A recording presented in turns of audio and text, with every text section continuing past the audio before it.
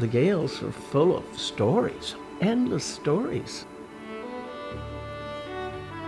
That was a way to preserve your culture, telling about how it was, or, like all the detail in that.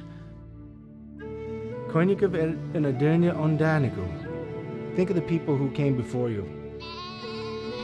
Those people, those lives are very present with us.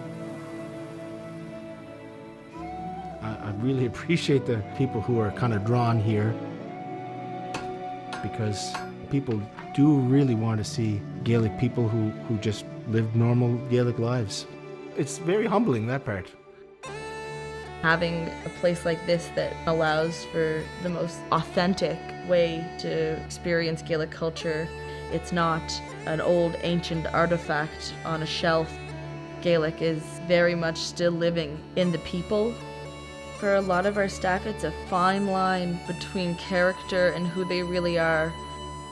I'd like people to leave here with an authentic view of the Gaels, who we are and who we were and what we represent.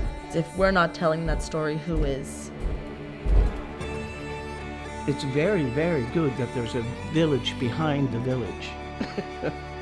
It really is important that we preserve what was. Really, the Highland Village has a major role in continuing it. I think we're designed like that. We're designed to want to share stories. We're designed to want to hear them and then to share our own. Everything has a story. It's how we communicate. Everyone can get something out of this experience because they create their experience. They're a part of the experience. I don't know. It's kind of magical in ways.